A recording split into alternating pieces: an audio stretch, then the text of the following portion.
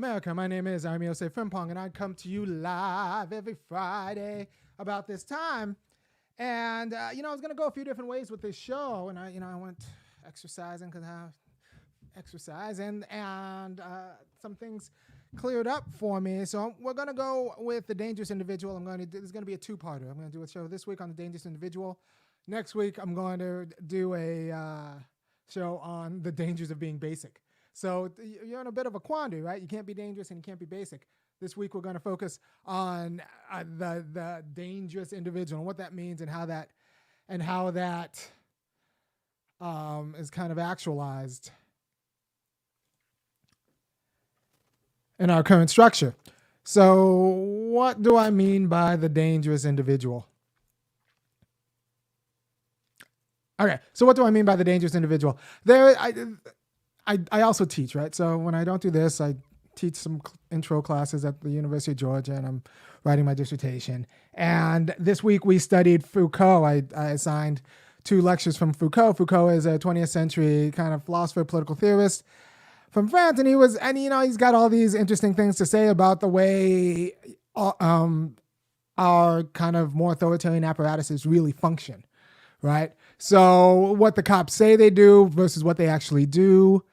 By the way, there's, yet another series of shootings, but cops on black men and boys. And I will just say that Potter, the woman who grabbed her stun gun, if you watch the video, she was very excited about, getting this kid, he was 20 years old, to get this young man, bringing him in on a failure to appear warrant. So make no mistake, this guy had a failure to appear in court warrant for a misdemeanor. And it was so important that they bring him in that they shot him. And that she shot him I don't think she should have shot him with a stun gun. Look, if you're tracking down a guy on a failure to appear warrant, you have his license plate number. Just put it in the system and go to his known address and hang out till he goes home. You don't have to be tasing people. And then you don't have to mistake the taser for a gun. That's just not a mistake you make when the victim's a white woman. That's just not a mistake you make. That's just not. It's sorry. It's simply not. And so they say she had 26 years of training, and she was actually a police trainer. So this whole idea that we can somehow, police just need more training, that's always just a money grab for police departments. Make no mistake, that is just a money grab for police departments. More training. There's something else that's going on. Unless I'm doing the training, because I could train them. We just need to take away their guns and maybe only give them tasers. Not everyone the police don't need deadly force. You give them a taser. They used to just go around with nightsticks and do fine. So you just give them a taser, they'll be fine, especially for traffic stops. And that way they don't confuse a gun for a taser. And notice it never goes the other way around. Nobody ever pulls a taser on a black guy and when they meant to pull a gun and then shoots him with a taser instead. I meant to shoot him dead, but instead I just tased him. No, it's always I shot the other way. I went the other way. So, and they say she had 26 years of training. No, let's be honest now. She had 400 years of training on how to kill black men. That's institutional knowledge. That's institutional knowledge. It's not like she would, it'd be one thing if she grew up with a bunch of hippies who were freedom riders, but I have a strong feeling that Kim Potter, or whatever her first name is, the murderer Potter, did not grow up with freedom riders, because freedom riders or civil rights activists, they do not become cops who mistake tasers for guns. So, we need to fix the way we train white people in general to be white. That's the only kind of training they need. And we need to stop this nonsense about how training's going to help, or she was a veteran on the force. Yeah, she was a veteran on the force. That's what that means. That's what that means. She's generations of knowledge on how to terrorize and treat black people like trash. So that's what I have to say about that shooting. I guess the other shooting about the boy, everyone's making a choice. Everyone's, incensed about, they killed a child. Yeah, they killed a child, but it's also bad when they kill grown people. So we should stop them from killing people. And I've always been one of these very suspicious people who's very suspicious about people always talking about the youth and how we need to protect the youth, which is important, but there's always a way in which, especially in black communities, we focus on kids because we have no plan for any black person who's over 20. Or we do have a plan, it's a cage, right? So I've said this before. If you're around a bunch of nonprofit people and they're always talking about youth programs, if they don't have a program for anyone who's 25, then they don't have a program for anyone who's 15 or 13 or whatever. So, yeah. I guess I should probably talk about the Black Lives Matter woman who turns out is rich, buying land in California. Like multiple pieces of land in California, not even denying it. She says, I'm a Pleasant abolitionist who happens to be nigger rich. So I don't know what to say. She made a lot of money off of black male death. She made a lot of money on black. I guess she did make some money off Sandra Bland too, but pretty much she makes a lot of money off the spectacle of black male death. And maybe we should have pressed for the slogan to be more specific. Black male lives matter, because she's gotten rich off it, and I'm not sure how much that helps the community. I don't know how much that goes into the movement. I don't know. The hustle is strong, but you have to understand the way this group of not profit activist women have made money off of black male death isn't that different from the way, while getting the stink off of themselves and not dying. Isn't that different from the way white women profit from, white male killers, right? So there's this illusion that white supremacy is only profits the men who do it, but white women live a long time, and usually the oppressed don't live longer than the oppressor. But yet, like, the poor don't live longer than the rich. Black people don't live longer than white people, but yet white women live a long time. So if the order of America is they live longer than white men, they do pretty well. So if the order of the hierarchy in America, the order of domination in America is primarily racial, then somehow it's really worked out well for white women. So maybe the racial order has gendered aspects that we're not really looking at. But I've done shows on this before. So now let's talk about the dangerous individual in Foucault. Foucault is this 20th century theorist who was looking at the way that all these the way we talk about mental health and the way we talk about criminality and the way all of these people are kind of operationalized. And then he started looking at court documents from medical experts. And he's like, look, in 1810, penal code, or Article 64 we made the Article 64 of the penal code that allowed for these medical experts to come in and tell us if the person who committed the crime was in their right minds when they committed the crime, because we didn't want to punish people who didn't know what they were doing. And he's like, I don't have a problem with that. What I have a problem, but now, and he starts reading these medical expert, these people talking about these court medical experts in 1955, and he's saying now what these people testify to isn't the act or the legality of their act. They're bringing up stuff they did in their childhood. This person cut off the heads of cabbages really maliciously when they were 4 years old, and they were burning ants with magnifying glass, and all of these things that have nothing to do with the act that we're actually trying to figure out if the person did. So we're trying to find all of these very legal measures and say that constitutes criminality in this act. It's not illegal to burn ants with a magnifying glass. It's not illegal to aggressively cut off the heads of cabbages, but somehow those legal acts then start to paint a picture of the criminal, and so it's not really about whether what they did was breaking the law. It's about them being a criminal, and whether they can be and as a dangerous individual, can they integrate well into society? So that's what the medical expert is testifying to. Can they integrate well into society? Can they fulfill their role under the order that we've established in society? Not whether they actually broke the law. So we have a rule of law and a criminal justice system that's not exactly about applying a law to an instance. We have a criminal justice system that's about kind of assessing whether you can integrate safely and how well you can integrate safely into the current order of things. And how does that work with family law? I think this Foucault, died before I feel like family law got interesting.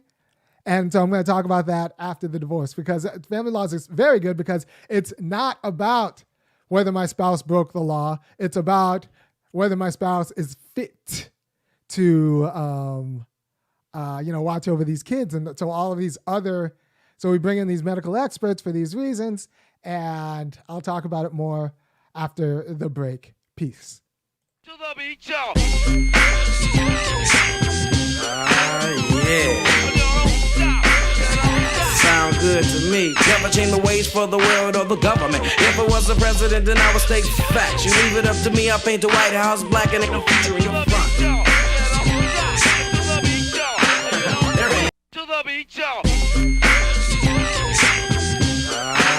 Yeah. Sound good to me. Never change the ways for the world or the government. If I was the president, then I would state facts. You leave it up to me, I paint the White House black and it can feature in your front.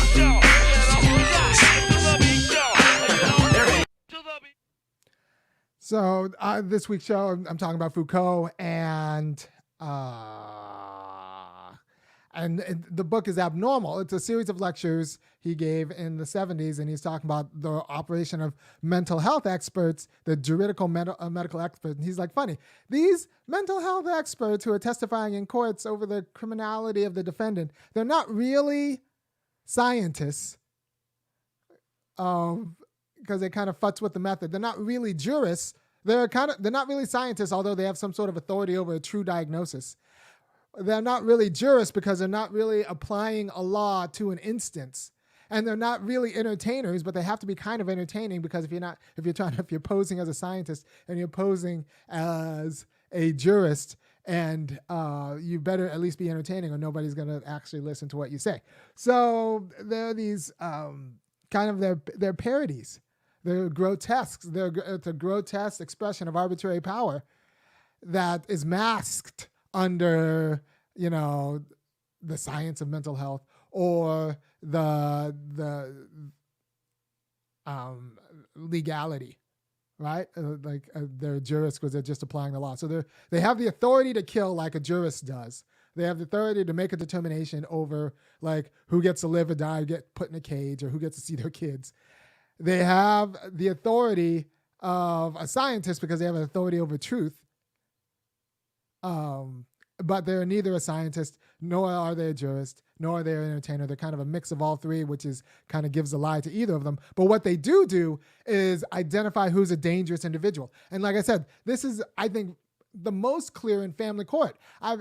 Thank goodness my family's dope and like we're fine. But man, family court is such a mess, if for no other reason than both people who are getting divorced are trying to discredit each other, not based on legality.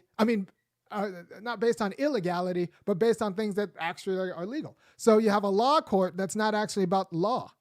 Instead, it's about fitness and what constitutes an fit or unfit parent or person, right? And as a black man, you're just naturally, you're already dangerous, right? So you're already suspect as being kind of a danger to the social order, because fitness is being tied to are you a valuable member and productive member of the current and sustaining the current social order?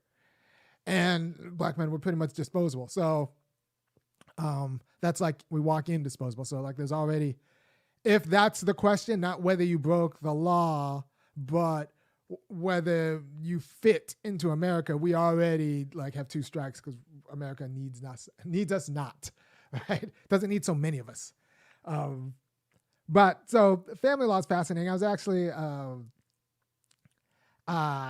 there's kind of an epidemic of there are so 3 people now have come to me and said, they're going through a divorce, and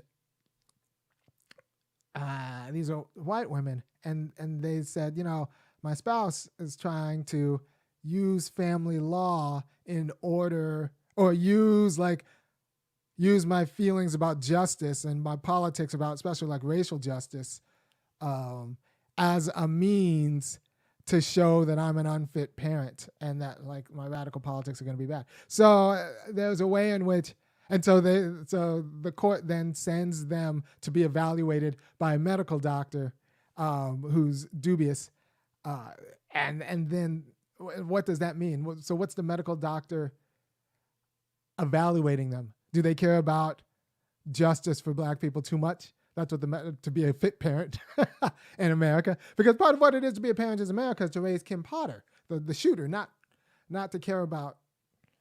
I'm sure Kim Potter's parents don't think that they raised a murderer. They raised an American, right? So, and not to care about the victim.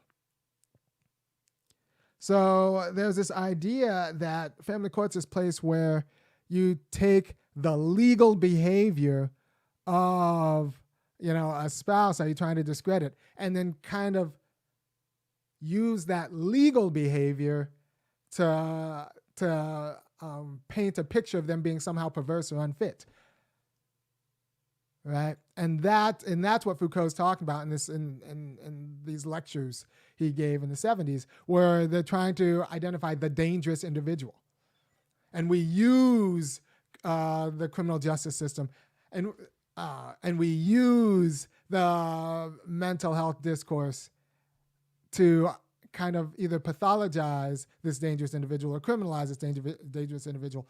But for the most part, we want them out. And this is the story of Socrates. This is the story of Jesus. This is the story of Fred Hampton. Really, whether they broke laws is immaterial as to whether they were a problem for society, and that's what they're judged at. The mental health discourse is used as a means to diagnose you as a problem for society. So can you have both the rule of law, or this rule of the mental health discourse? Because they're not judging whether you broke the law. They're judging whether you are fit to function to keep up the current social order. And by the way, I am not fit to function to keep up the social order. I want to upend the social order. So if you want me to continue upending the social order, go ahead and go down to www.funkyacademic.com and kick in for $5, $15, or $50 a month. And I'll keep doing what I'm doing because, I got to eat too, which is appropriate, right? And send this video around to your friends. And Foucault's very clear about this in the second lecture of this series, where he says that it really doesn't matter whether the dangerous individual is mentally ill. It really doesn't matter whether the dangerous individual broke a law. The mental health discourse and the legal discourse are all means to get at this other thing, which is whether they can be integrated into the social order productively. Because if you find someone who's productively integrated in the social order, you don't really care if they break laws, and you don't really care if they're mentally ill. They're making rain, so we've excused their whatever.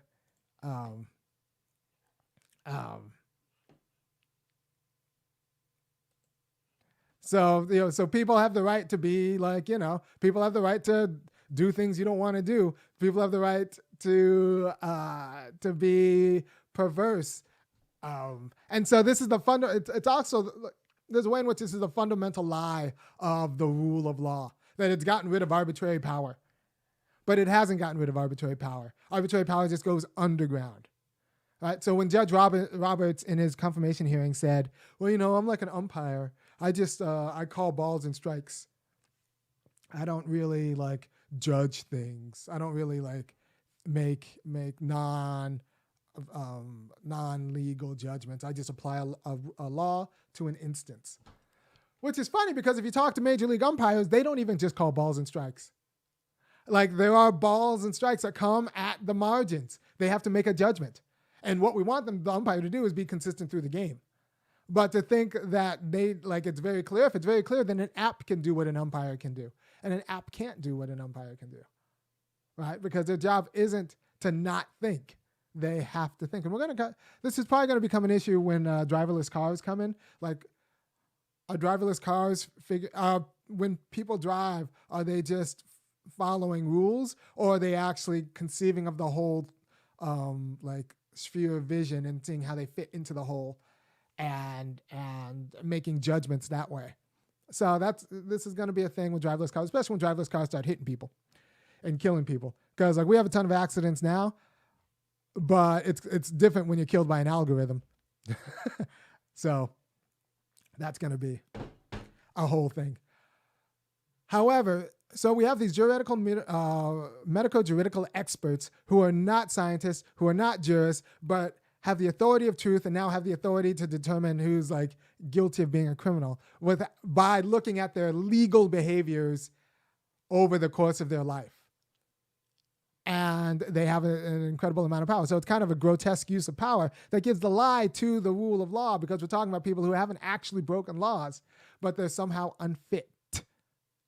We're trying to prove you're unfit, not that you've broken a law. So we're going to force you. And this is what these divorced people were telling me. And there's a few of them that you can have court-ordered psychological evaluation, not to see if you're you've done anything illegal, but to see if you're unfit. And then that evaluation will have weight with the judge.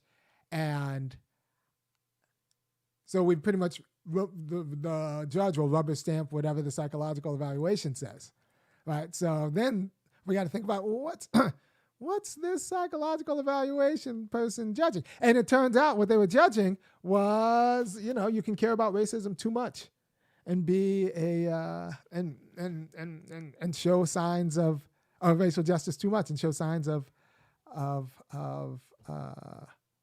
pathology. But but you have to remember, this is the same discipline that had, drapetomania? Drapetomania was the disease that slaves have that would make them keep running away. Look it up. I don't make this up. I just report them. It was a disease. There was another disease that slaves had that made them not want to pick cotton. I'm not joking. There's something lazy. My Negro was broken. They must be mentally ill. They don't want to pick cotton for me. Do you have a disease for that? Well, actually, we do. But drapetomania was the one that says my Negro was broken. This one wants to keep running away. There must be something defective about him. Psychological discourse has always been kind of BS. I would like a history of the DSM-5, but like a political history of the DSM-5. Not as a history of science, but as a history of horse trading. I'll give you depression if you give me it's because there's a lot of trash in there, and there are a lot of rackets in there. It's just that mental health is the racket that people are scared to touch, but I think it's a very powerful one. Because if you can call someone crazy, you could banish them. You could take control of them, right? And you can, it's the equivalent. And Foucault says, whether I send them to the hospital or whether I send them to jail, I've pretty much banished them from polite society. And that's the goal, right? So all of these powers that have all of these institutions that have the power to banish you or complete discredit you or get you unrecognized, objectively unrecognized, is should be stuff we are talking about all the time, right? Because if there are institutions that can do that, there are institutions that will do that to Black people. Because recognizing us and securing us justice is actually is a dangerous to the current social order, right? So if Fred Hampton wasn't a criminal, they were going to make him one. If Fred Hampton wasn't crazy, they were going to try to make him one. If Martin Luther King wasn't a criminal, they were going to make him one. If Martin Luther King wasn't crazy, they were going to pathologize him as one. If Jesus wasn't a criminal, they were going to make him one. Jesus wasn't crazy, they were going to pathologize him one. Same with Socrates, right? So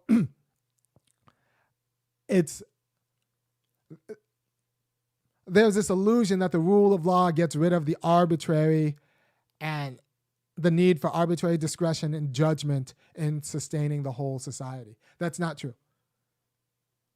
The arbitrary discretion just kind of goes underground.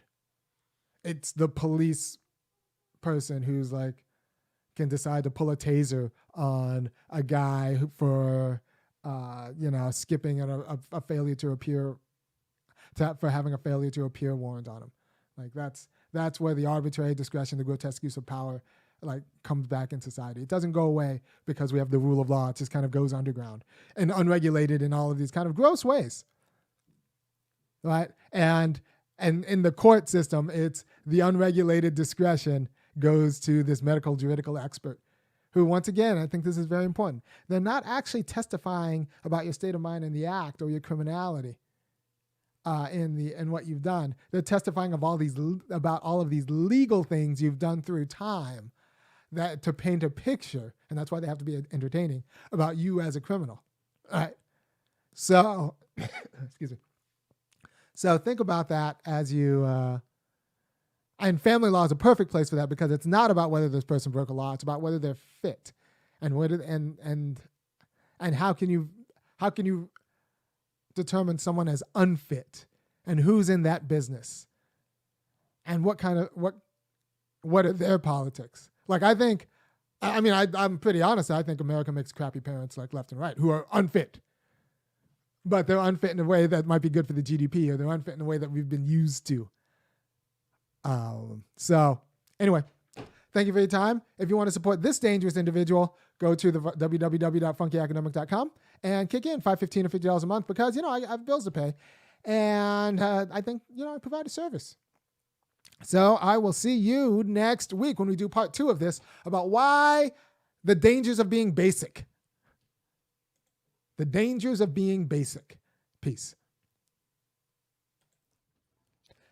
If you appreciate the work I do every week and you think that I should continue to do it because I'm giving you the quality of political knowledge and insight that will help you not squander your life and kind of rescue meaning from it, then go ahead and go to www.funkyacademic.com and kick in $5, $15, or $50 a month, or make one enormous donations. I like the monthlies because it allows me to budget more, and that'll help me, with a marketing budget or getting better equipment that works all the time. Because in a lot of ways, freedom means having equipment that works every time you turn it on. And I want to be a free Negro. So if you like what I do, go to funkyacademic.com and contribute. Thanks often comes in the form of cash. And the site takes